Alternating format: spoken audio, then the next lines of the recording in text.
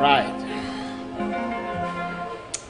Hello, ladies and gentlemen, welcome to the show. David McQuail again here tonight with Global Impact on TECNTV.com. Thank you so much for tuning in. Thank you for always tuning in.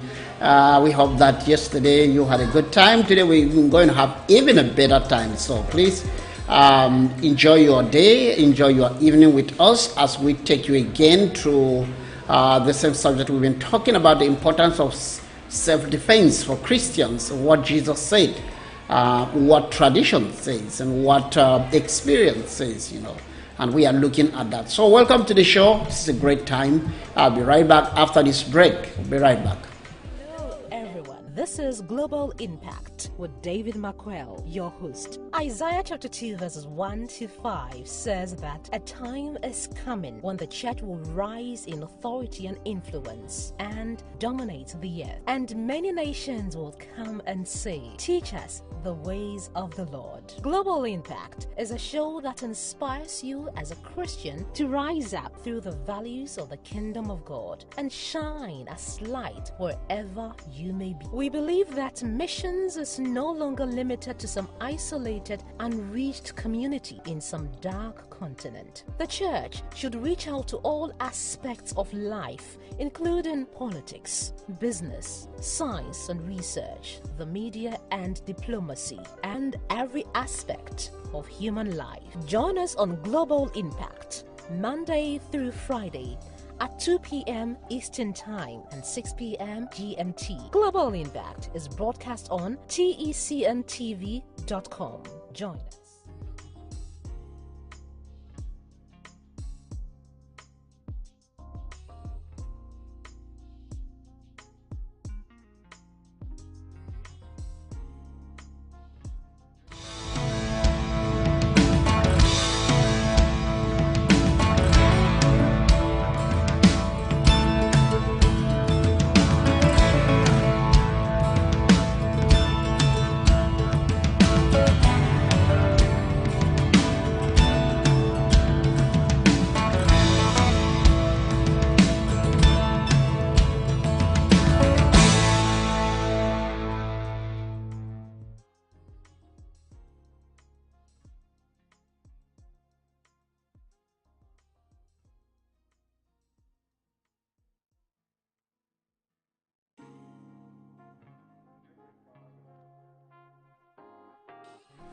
Okay, so welcome back tonight again. We have another wonderful time that we will be talking about this issue of self-defense. And I take my time really to think, to reason, to examine these issues. And I'm sure also lots of Christians have been concerned about it in many ways.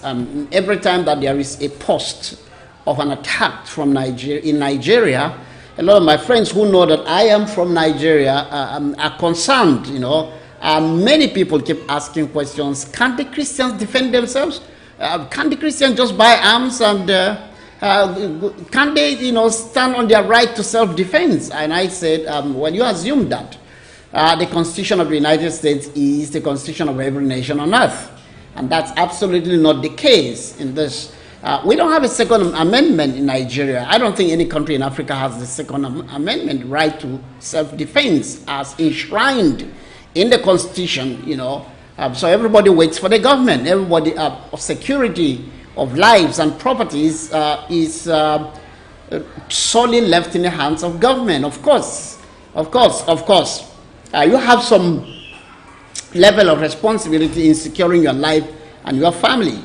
But besides that, there is really nothing more precisely, And how do you even hold the government accountable? How do you know if the government has done well or not? Even if they have not done well, how do you hold them accountable? That's the question. And in Africa also, we don't have a free gun shop. When I was in the United States, I think it was in Iowa. I can't remember it precisely. I think it was in Iowa. Yeah, it was in Iowa that we, one day we went out with Judd and he took me to Home Depot. I think he wanted to buy some things from Home Depot. After he got to check out what he wanted, he just took me around to the gun shop. They have this big casing where, they were selling arms. And I was like, whoa, are you serious? They're selling this here openly? Oh, yes. He said, yeah. In fact, he asked for one, he held it, gave it to me to hold it, and I was like, whoa. Oh my God, quite an experience, and some of my friends that I actually visited in the United States had arms in their house. They showed me, they also gave me to hold it and see how it looks like. Well, I wish that I had gone to a gun range. If I had known that I would stay that long, probably I would have made arrangements to go to a gun range and learn something. But I didn't have that opportunity, but it was quite really a great experience, out there. So, but we don't have that. To the best of my knowledge, there is no single country in Africa that has that. Of course, very privileged people, wealthy people have their way through with corrupt officials, pay money and acquire weapons for their own self-defense. And I think it's good. I don't even consider it breaking the law. I think that anybody should be able to go out there and get any arm that will be for self-defense. Every law-abiding citizen, anyone who respects the human rights of others, who respects the principle of life and self-defense, I believe that everybody should be free to go out there and get any weapon that you think is going to defend your life. You can get a dagger, you can get any kind of knife, or any kind of stick, or spear, or bow and arrows, or javelins, or anything that you think is good enough to defend your life, to defend your house and properties, to defend your family. I think that you should feel free to go out there and to get it. And the simple reason is because evil exists. To pretend and think that evil does not exist, it's to really just be naive. It is ridiculous that every time that someone goes out there and shoots people, the first thing they want to do is call it mental illness. And I keep wondering, and it happens in the United States, and I keep wondering, well, is mental illness only in America? Why is it that other mentally ill people in other countries of the world don't carry guns and go out murdering people, and shooting children, and shooting in supermarkets or churches? Why is that it doesn't happen in other countries? Are there no mentally ill people in other countries? I think it's ridiculous to blame it. The point is that evil exists. Bible says it, tradition says it, experience says it, culture says it, and record says it, that evil exists. There are people who delight in making the lives of others miserable. There are those who want to rob others of their properties. There are those who see someone's wife and they want to rape her. They want to break into a man's house and rape his children. Evil exists. Let's not kid about it. Let's stop, trying to philosophize with everything, and try to explain away everything to mental illness or health deficiency or what have you. Evil basically exists. All through scriptures, you have record of that. Cain killed his brother Abel. Was he mentally ill? He wasn't mentally ill. It was jealousy. It was envy. Envy can make someone take another person's life. It's not a mental illness. It's not a mental illness. It could be a habit. It could be, of course, we as Christians believe that there is some level of demonic influence on a person's life to do some things, especially to take the life of another. In fact, God said anyone who takes the life of another, shall he be held accountable for the man's blood. Genesis, I believe, Genesis chapter 9, I think verse 3 thereabout. So, it is important that we understand the value of self-defense, that it is our right to defend our lives, to care about our lives, because actually, you are the one that care about your life more than any other person on earth. You care about your life. You care what happens to you. You care about everything that happens to you. So, hey, it's absolutely important that we take self-defense very, very seriously. Another point I explained is that yesterday I mentioned this, is the fact that God said to Nehemiah, you remember Nehemiah, the prophet, that Nehemiah was inspired by God to begin to seek the peace of Jerusalem while he was serving in the king's court in Persia. And right there where he was serving, the inspiration came that he should visit Jerusalem and see. He has had stories about how Jerusalem was desolate and dilapidated and deteriorating. And so he found favor, he prayed and found favor before his king, the master who he was serving as an exile, as a slave. And the man gave him the opportunity, and God granted him favor before the man. The man gave him an opportunity to go to Jerusalem and take a look at what was there. When Jeremiah came back, he wept many times on the way and came back and thought about what should we do. He felt that they need to begin to rebuild Jerusalem and save themselves from the shame. And of course, God granted him the favor. The king even financed the project. When Jeremiah got there, neighboring tribes and peoples who have laughed at Israel, who had rejoiced in the collapse of Judah, they were so excited. When they saw him, they began to discourage the people and mock them and tell them that this thing you are building will not last. I mean, why are you people trying to rebuild when the king said it should not be rebuilt, and things like that. And Nehemiah kept ignoring them, and the more he ignored them, the louder they were. And finally, what did Nehemiah do? Pray that God will come down and defend them? No, he didn't do that.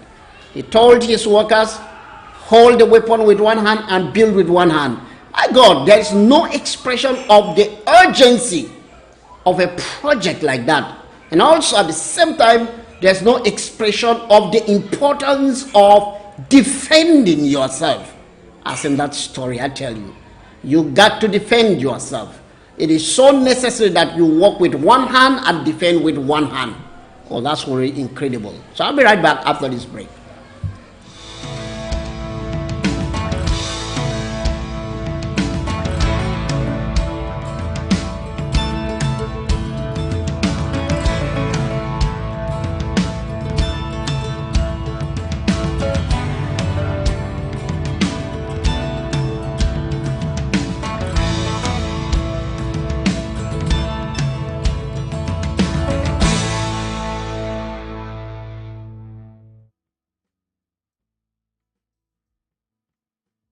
Pastor Greg. God bless you and God bless America. Hi, I'm Pastor Greg, host of the Chosen Generation radio show, heard on the Truth Broadcasting Network and seen on TECNTV.com Monday through Friday from 10 a.m. to noon Eastern, where I discuss today's most important issues through a biblical constitutional lens. TECNTV.com appreciates our partnership with NTD, and we'd love for you to give our great programming a view. That's TECNTV.com, Chosen Generation Radio with Pastor Greg. God bless you and God bless America.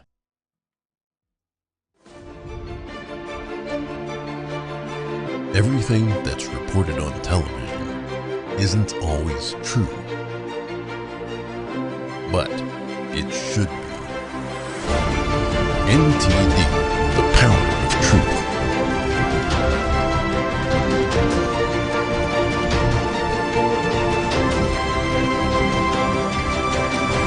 Now available 24/7 on television and streaming platforms.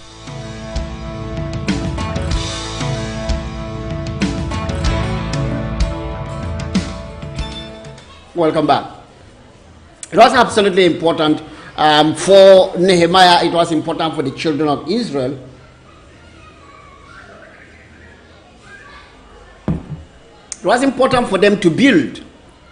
It was important for them to rebuild the walls of Jerusalem. It was important for them to rekindle the promise of God.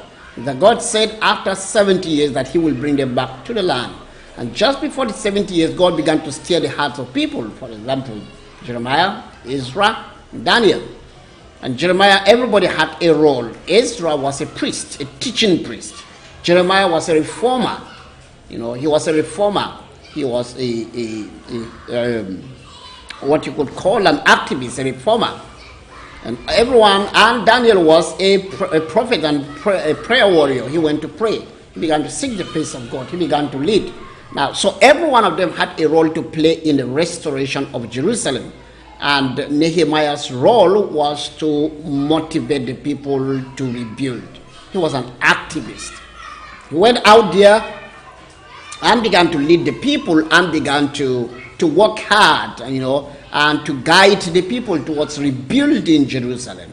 Rebuilding its walls, and rebuilding this city so that it will be habitable. It will begin to go back to God. They have repented. In fact, when you read Jeremiah chapter 1, you see how Jeremiah repented again and again on behalf of Israel for their rebellion and what brought them being sent to exile.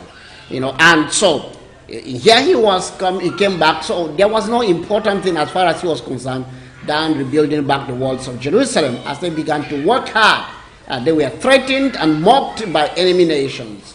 And what will Jeremiah do? He didn't just sit down and say, hey guys, let's just hope that God will defend us. And there's nothing we can do for ourselves. We cannot do anything. Only God can do it for us. So, no, that wasn't the theology. And that wasn't the approach either. What Nehemiah did was to get down to business, and to build. But that was not enough. He had to find good ammunition, weapons of war, probably bows and arrows. And if they had guns, you can imagine, they would have been hanging an AK-47 on their shoulders while they built. But it was absolutely necessary that they take their defense into their own hands. It is ridiculous if you leave your household, your family, and everything that concerns you in the open and claim that God is going to defend you, that God is going to come up and do something about your situation. Because God doesn't just do something about your situation like that. You have to do something. You have to get up and fight. You have to get up and do something really, really important. You have to make every effort to defend yourself. You have to make every effort to defend yourself. We see it happening again and again here in Scripture, where God will tell the children of Israel to go out there and defend themselves. We see it happening also in many occasions where the children of Israel had to go out of their way to protect themselves. They went to war. Why? Not because God couldn't defend them, but we have to participate in our own protection as much as we trust God and not trust in the arms of war. However, we got to get ourselves ready. Again, my argument is that if you think that God has 100% responsibility of defending you, why do you lock the doors to your house when you go out? Why do you lock your house when you sleep? Why do you care about security when you buy or build a house? Why do you sign contracts with security companies? Why do you buy a safe in your house so you can keep your money and valuables? Again, why also do you buy dogs and put on an electric fence on your house? Why? Because number one and foremost, actually, we are all born inside of us with an intuition to protect and defend ourselves. You can imagine how much you do to protect yourself every day. You take care of yourself from any kind of threat, whether threat to your health, threat to your physical being, threat to your family, threat to your children, threat to your economic activities, and threat to, most importantly, your enemies. You want to protect them. And we do a lot, we care a lot, and we take steps in that respect. We take steps in that respect in order to protect ourselves. Why? Because we believe that we are always vulnerable. Unless we take some precaution, we are vulnerable. And anything can happen and take our lives or harm us or take our properties or harm our children, our wives, and whatever it is. So we are conscious of the instinct to defend ourselves. We want to defend ourselves. We want to defend ourselves. We want to take care of ourselves. And that is appropriate because that's how God made us. He made us, to be able to rise up and to defend ourselves. He made us an intelligent being, as intelligent human beings. He made us with great wisdom, with great understanding. He made us, endowed us with the ability to assess danger. And when we feel at risk, we want to stand up to it. We want to do something about it. Again, our scripture that we have read throughout the week, which I still enjoy referring to, is Matthew 12:29, where Jesus said, how could someone go into a strong man's house and rob him unless first he ties up, overpowers him, subdues him, and binds him up, ties him up? If not, he cannot rob him. He cannot take anything from him. Which means that, the emphasis on the strong man. He said, how can anyone go into a strong man's house? Which means that we should all be strong in defending and protecting our houses. We should be. Because we know evil exists. And evil wants to rob you, wants to harm you. John 10:10. Jesus said, a thief comes but to steal, to kill, and to destroy. So they come to steal, to kill, and to destroy. See? And that's why it becomes really important for us to do something about it, because it is in and within our abilities to make every effort, protect our loved ones, protect our lives, protect the schools that we run, protect the churches and the businesses. Once people work under you or people come under your care, you have the responsibility to ensure their safety. All right, so let's take a look at this short video from CBN International, CBN News, talking about terror in Nigeria. After losing ground in Syria and Iraq, the top general of U.S. Special Operations Command in Africa is warning that Al-Qaeda, ISIS, and other Islamic terror groups are now trying to take over parts of the continent's most populous nation. Major General Dagvin Anderson says Muslim terrorists have set their sights on Nigeria's southern and northwestern regions, and the U.S. is now sharing specific intelligence with the country. So this intelligence sharing is absolutely vital, and we stay fully engaged with the government of Nigeria to provide them an understanding of what these terrorists are doing. Their goal? Eventually turn Nigeria into a Muslim country and force Christians, who make up half the country's population, to either leave or convert. Christians are in the eye of the target, and they're coming after them. And the numbers are staggering.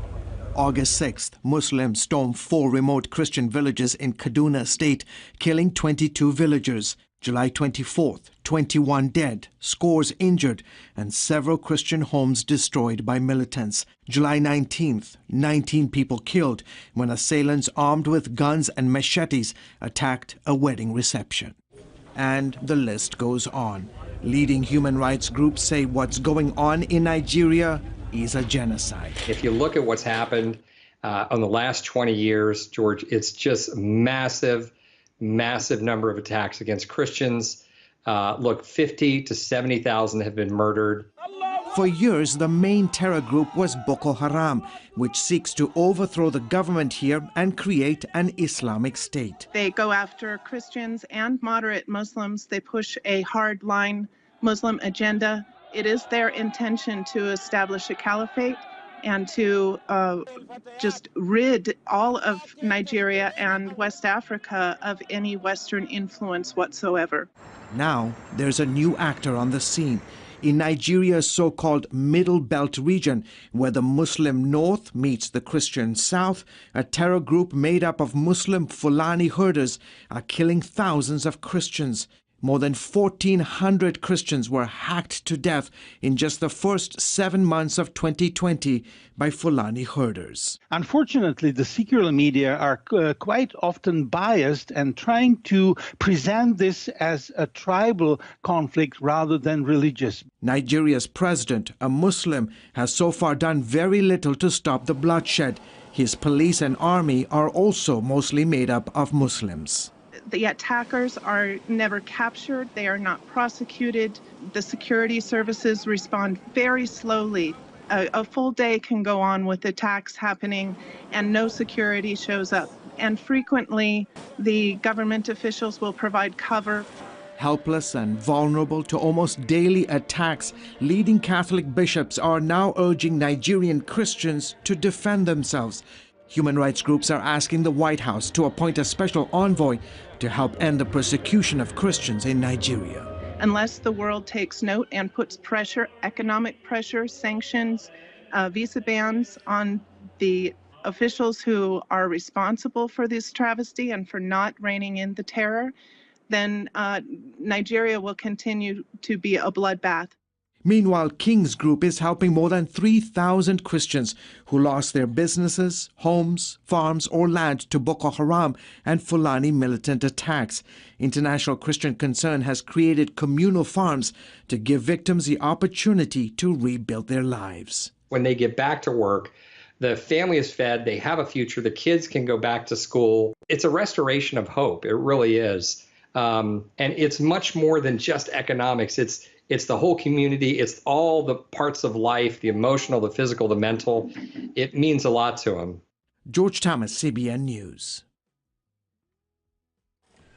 Thank you, Judge Thomas. Thank you, CBN. It's wonderful. I think this is one of the most accurate reports that I have seen. But there are many people, reporters, who are doing their best, actually. I wouldn't deny that, but mostly this is the most balanced report that I have seen about the conflict. You know, you can go to cbnnews.com and find more about Nigeria. You just search in the search box Nigerian crisis and you will see tons of videos. They have fairly and appropriately covered this issue. It is horrible what's happening to Christians in Nigeria. It is unacceptable. It is basically a genocide if you see what's going on. And I like it. There has to be an urge for Christians to defend themselves. And when the elections come and the new government comes in place, it is absolutely appropriate that Christians in Parliament, in Nigerian National Assembly, begin to push the issue of self-defense very, very strongly. But however, what do the Christians think? They are still really very divided about, oh, let God defend us. Let's put our trust in God. Let's not take the law into our hands. And if we keep having that, then we will keep being vulnerable and be left at the mercy of the fear of God that is in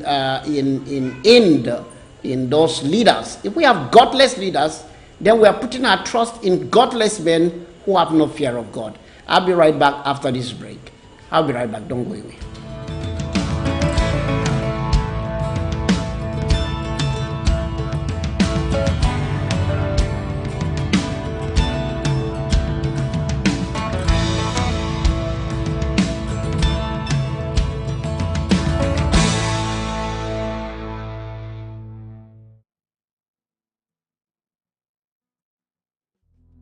What happened to the church? To the living, powerful, transformative, nation-shaking Christianity? What they're trying to do is completely demolish Western civilization and then to rebuild it in a just society. How do you break down American Christianity?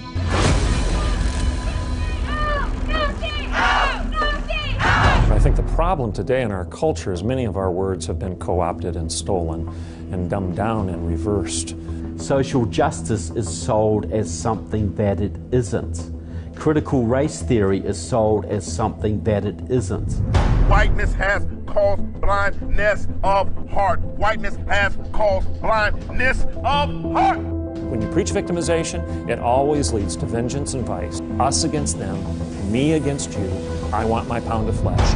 American churches today are where the universities were 10 years ago. Pretty heavily Marxist. They're not quite there yet, but they're well on the way. Many of the seminaries and Bible colleges are definitely already there.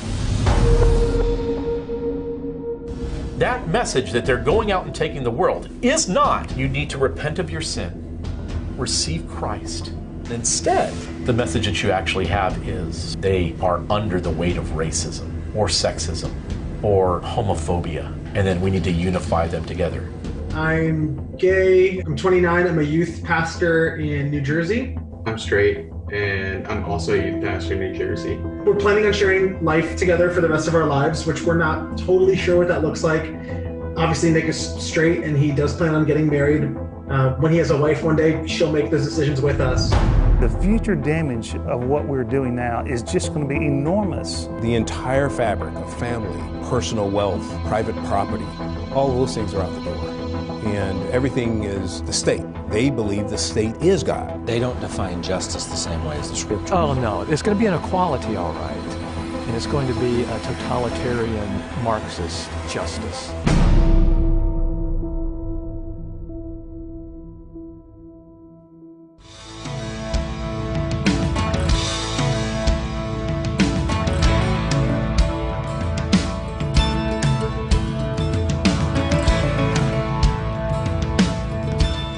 Welcome back. Welcome back. It's no news that evil exists and that evil is always trying to destroy what is good. The Bible tells us that there is only a difference between light and darkness, but there is no any other in the middle ground. There's nothing middle ground. There's no hanging on the fence, but there's no neutrality. Either it's evil or it is righteousness. Either it is truth or a lie. Either it is death or life. You know, and being conscious of this fact, you know, rather than following some lies sometimes. And many people who keep pushing this, oh, it's just it's just a psychological issue. It's an emotional, you know, they need a good psychologist, they need this. Most of these people actually live in safety. They are defended with weapons, they are well cared for, and they fly in private jets. So they don't actually really go through the things that you go through. It is absolutely important for us to understand that evil existed. The founders of the United States had this in mind. They understood that clearly because the theologians of their day, those who guided the way they thought about life and and their philosophy, their thought, their theology, these theologians really stress the importance of understanding that there's evil and there is good. And they also wanted to understand that man has in him the ability to be good, but also man has in him the tendency to do evil. You know, and someone can be happy with you today and be angry with you tomorrow. And some people, when they are happy, they can show you, they can die for you. But when they are angry, they can kill you. You know, it is human, the fallen human nature. The fallen human nature, and that even, in fact, no matter how good a man is, you cannot trust him 100% because he's human, he's fallible, he has weaknesses, and he can fail you. You know, when we understand that, then we understand why the school doors must be well secured. The gates of the school must be secured, and a good security must be at school. The gates of the church must be secured, and a good security team in church, with CCTV cameras, and that people should be armed to protect their lives, should be armed with all kinds of ammunition. It could be knives, it could be weapons like firearms or whatever it is. But everyone must be conscious of security because evil exists. There are robbers, there are rapists, there are kidnappers, there are assassins. There are all kinds of people who are doing all kinds of evil, not because they are mentally ill, but because they are evil. They have within them, they have allowed the evil tendency to rise above their tendency to be good. And so we have to be conscious that they are there and that they may try to harm us, that they may try to harm our lives, our welfare, our properties. They may try to harm our family, our children. We must be conscious of that fact without suspecting anyone, but be conscious of the fact and be ever ready that if there is a need for you to defend yourself, you will be able to defend yourself with your life. And if it was possible for you to, if there was any need for you to defend your family, then you are willing to defend your family with your strength, with everything that you got. And if there is any need for you to defend your property, your business, or the house that you have built, or the car that you have bought, because these things are very precious to you. You put in a lot of your energy, sometimes years of hard work, in order to achieve the things, you know. You can imagine that a man who brought forth a child and then raised his child, send him to college, and the child spent a lot of money in sending your child to college. And the child graduates, and the child is in danger. What is he going to do? He's not just going to say, well, you know, I can always have another child. My wife can have children again, so I don't care anything that happens to him. No, not at all. No, not at all. Our children are really not just a gift from God, but they are really great investments for us. We are putting a lot of energy, of time, of training, and we have built great relationship with them. They are bone of our bones and flesh of our flesh. So absolutely important for you to be willing and available and be able to defend your own, defend your household, defend your children, defend your properties. Every church should be willing to defend the people who worship there. These people are God's people, but also they have come under your roof to learn and to grow their faith. So you must care about what happened to them. You know, years ago, when I was in Ghana, I happened to be invited to be a member, invited really to be an honorary member of the board of a school. And when we were talking about security issues, the proprietors of the school really got me thinking. And she shared so many experiences that made me realize that the security of a school is paramount. Here was the case. Her two kids went to school, and you know, someone came and and so he came just as school was closing to pick her kids up. She didn't send someone, but this guy came and said, Mrs. So and so have sent me to pick her kids that she's not going to be able to because she has a meeting, an emergency meeting came up. And he said, oh, do you know the kids? Oh, yes, I know them. Do the kids know you? Oh, yes, they know me. So they call the kids. Oh, the kids saw him. Oh, uncle, how are you doing? Oh, I'm good. And he was a neighbor, somebody who lives in the area. So in Africa, everyone who is older than you is an uncle. And so he said, okay, your mom said she can't make it today. I came to pick you. He said, okay. So they were happy, got them into the car and left. A few minutes later, the mother came and said, hey, I've come to pick the kids. She said, no, but the guy you sent came and took the kids. She said, what guy? He said, one guy came here, what's his name? And they couldn't remember his name because they didn't ask his name. Since the kids knew him, I didn't ask his name. I didn't send anybody. You cannot imagine the pressure, the tension that went through in trying to get those kids. And those kids, they didn't eventually got the kids. It became a huge legal battle with the school, and which was very hard to resolve. Now, so you see what we're talking about. It is absolutely important. And she said to me, that is the reason why we took security, the security of our children. We didn't take it kindly. We really meant business. Really meant business. So we take care of these children. We take care of them as if they are our own children. Why? Because we know that God put them in our care. And in keeping them in our care, it is absolutely important for us to take care of them, to nurture them, to protect them, and to make sure that they are safe, because they are someone's children. And the parents value them. We too, we value them. Not just because they are here because we want to earn money from training, teaching them. No, it's because they are very precious to us. We are building the next generation. And again, so she told me for the first time, I had no idea that schools face this kind of risk. She told me a similar incident came where a man who had a divorce with his wife, and the custody was given to the wife, and because of how violent he was deprived by the court, gave him an injunction. So the man planned to to come and kidnap the kids. Take the kids away, rather. Adopt them and go with them. He came to the school.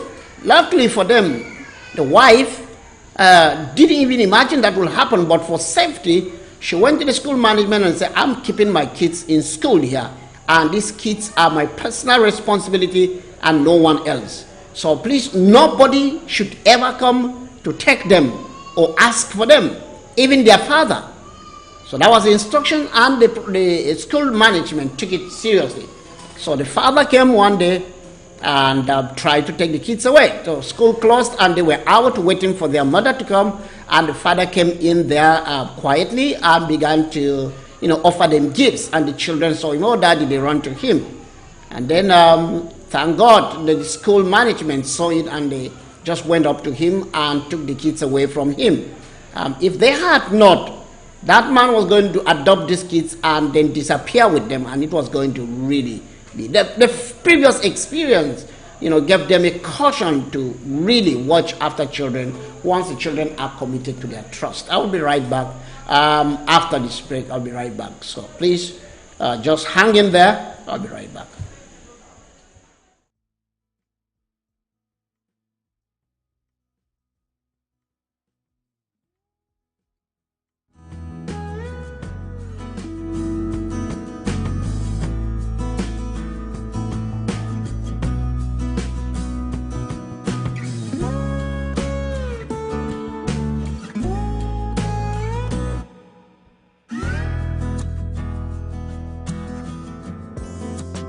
Dreams are potential seeds. They need someone to believe in them. They need someone to finance them. And they need someone to embrace them. Partner today with the World Mission Center, Abidjan, the Ivory Coast, and help us win Africa for Christ.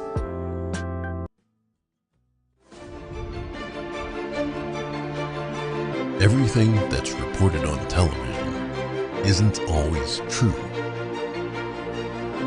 but it should be.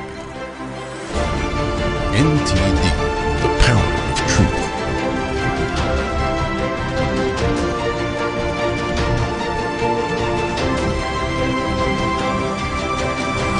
Now available 24/7 on television and streaming platforms.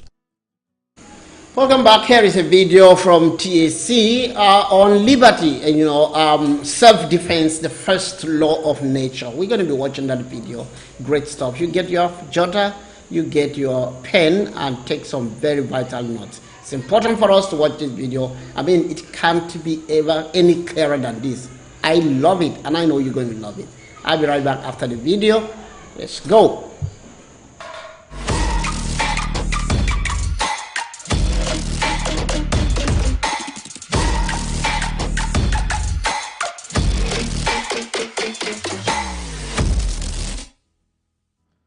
Good morning, and thank you for joining me on the Path to Liberty. This is the Fast Friday edition of the show for June 4th, 2021. And on this episode, I'm talking about the natural right to keep and bear arms, highlighting my top 10 favorite quotes from the founding generation. I've got people like Thomas Jefferson and George Mason, of course, plus others like Melancton Smith, Mercy Otis Warren, and a few others. Plus, at the end, I've got a bonus from Lysander Spooner that I think you guys will absolutely love. But first of all, before getting to that, my name is Michael Bolden. We broadcast live every Monday, Wednesday, and Friday at 9:30 a.m. Pacific Time from here in my home office and studio in downtown Los Angeles for the 10th Amendment Center. Our show homepage has everything you need to follow this program. All the archives on individual episodes. I link to stuff that I'm talking about so you can read and learn more on your own time. You can find all the different platforms, both video and audio-only podcast edition. We're on a ton of both. And you can even find our membership program where you can put your financial faith behind our work for as little as $2 a month. And we make it go a long, long way in support of the Constitution and liberty. That show homepage is 10thamendmentcenter.com/path to liberty. All spelled out, 10thamendmentcenter.com/path to liberty. And I couldn't be more grateful for you spending some of your time with me today. Thank you so much for being here. Whether this is your first episode or you've been here for every single one since day one, I can't thank you enough. But since it's Fast Friday, I promise to not take up too much of your time. Let's see if I can get this info out to you in the next 10 to 15 minutes-ish. And before getting into these top 10 quotes, I want to reiterate something I know I've said many times on this show, but whenever I hear the phrase Second Amendment rights, it absolutely makes my skin crawl. And the same goes for people who use that saying, oh, the only gun permit I'll ever need is the Second Amendment. This implies, really, that the Second Amendment is giving you your rights. That maybe the founders were thinking like, oh, if we don't get this ratified, no one's going to have the right to keep and bear arms, and they certainly didn't have them before the document existed.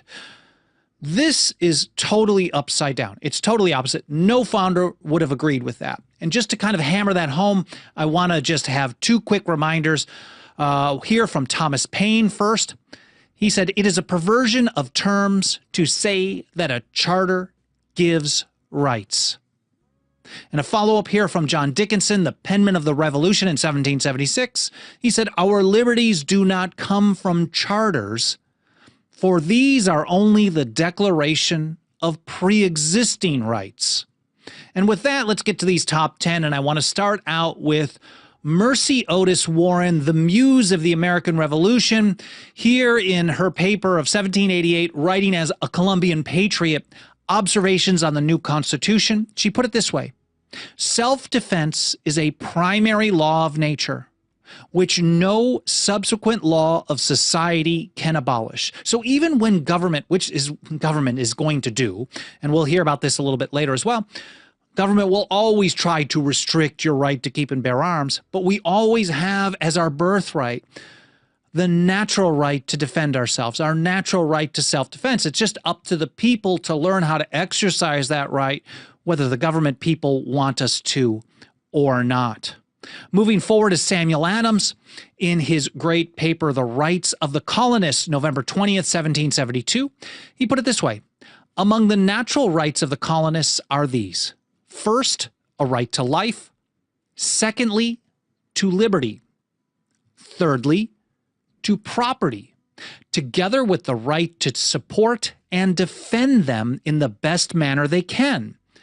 These are evident branches of, rather than deductions from, the duty of self-preservation, commonly called the first law of nature. Same message there from Samuel Adams and Mercy Otis Warren, just different verbiage, I guess.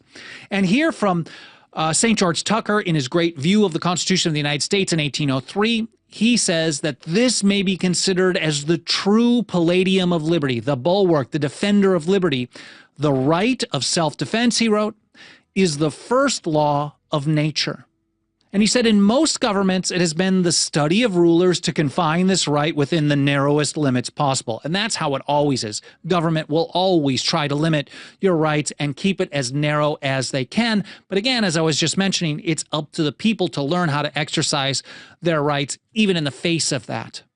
And here going forward, this was from a sermon. I'm not sure if it was 1782 or 1779. There's a little debate over that. We don't know for sure who actually wrote it and gave the sermon, but it was signed as Moderate Whig, dedicated to George Washington. The sermon was titled Defensive Arms Vindicated.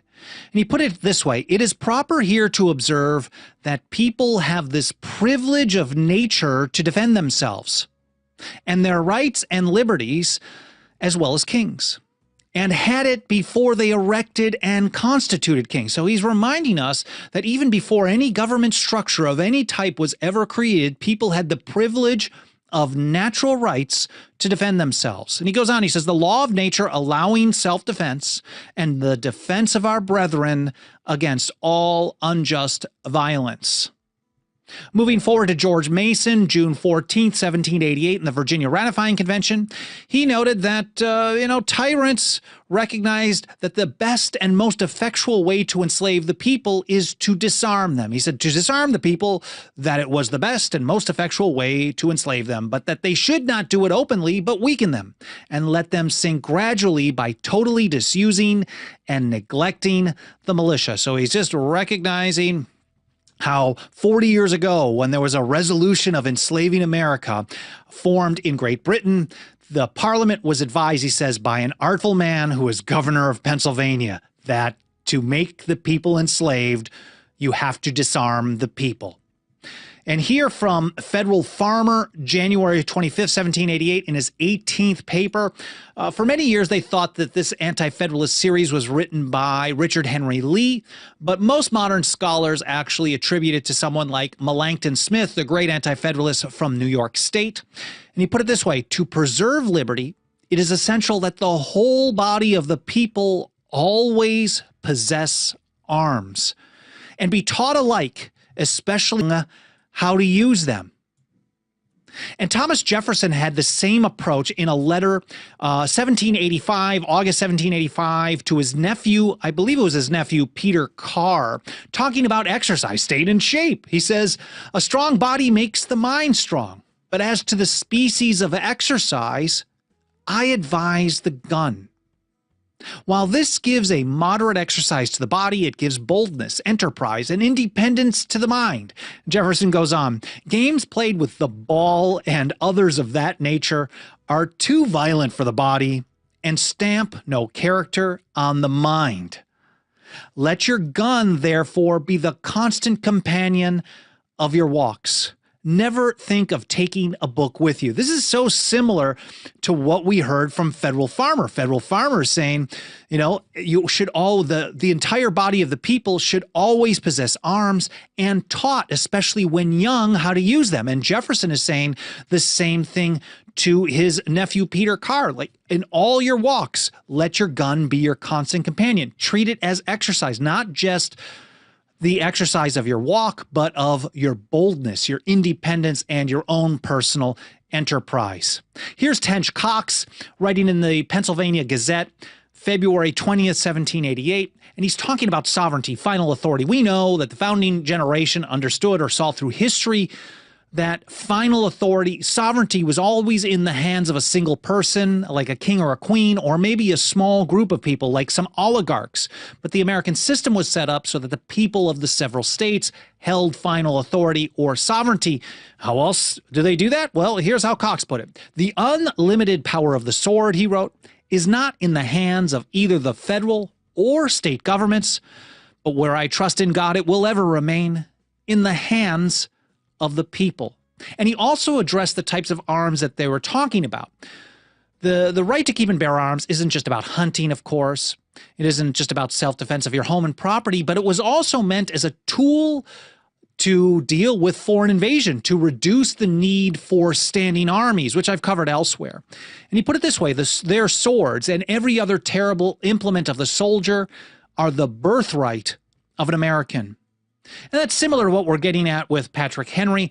On that same day as the George Mason quote, June 14, 1788, he put it this way, the militia, sir, is our ultimate safety.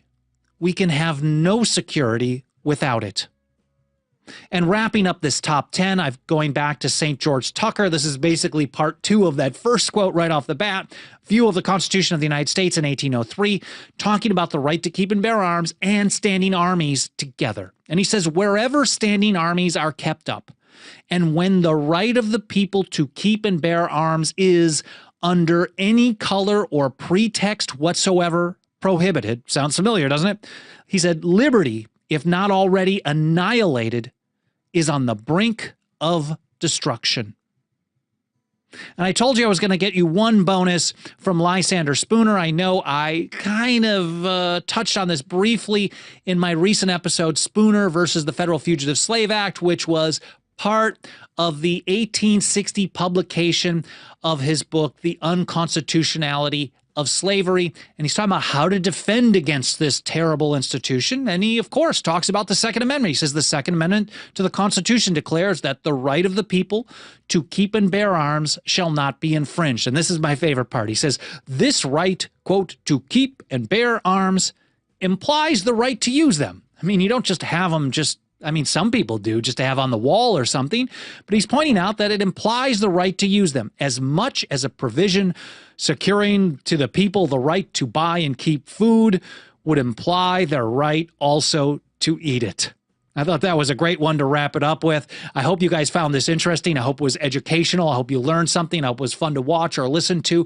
I really appreciate you spending some of your time with me today. If you want to help me out spreading the word, reaching more people, there's a few easy peasy free things that you can do right now, like leaving a review on Apple Podcasts or any other podcast platform.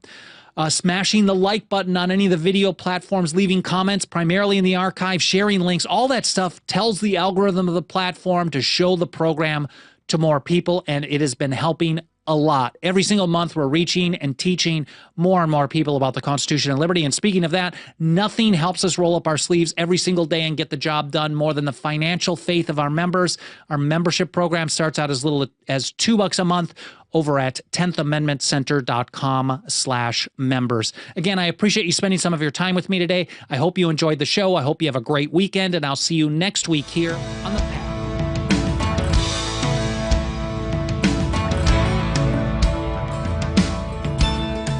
Thank you very much for watching. This is Global Impact with TECNTV.com with David McQuell. So please, I urge you to help us share the news about Global Impact on TECNTV.com. Tomorrow we'll be back with the Friday edition. I hope that you have a pleasant evening. Thank you so very much, and God bless you. Bye-bye.